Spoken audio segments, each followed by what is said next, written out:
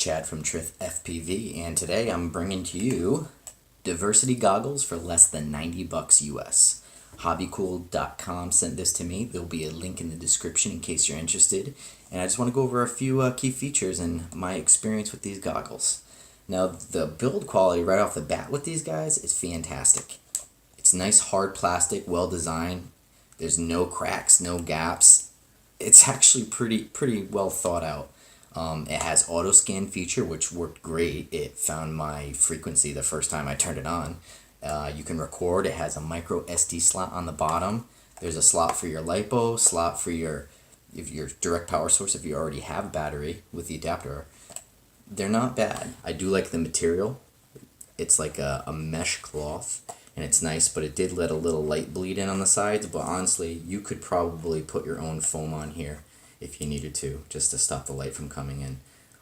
Honestly, the diversity worked pretty good. I did a flight around the yard, and I'll show you that video here in a second, and I didn't really get much breakup at all, even when I was going behind some of the pines that I have, where normally I would see some breakup in my Fat Sharks, which are not diversity. I have the Attitude V3s. So all in all, the quality of this is pretty good. I mean, I like the look of it. They're very light.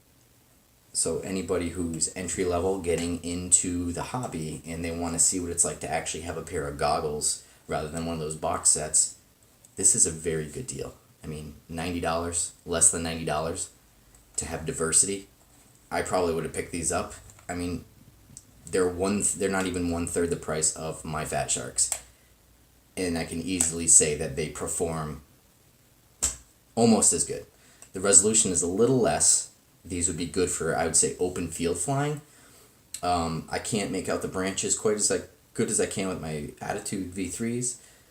But if you're in an open field and you're just learning and you want to get that feel for FPV, these are absolutely fantastic to start on.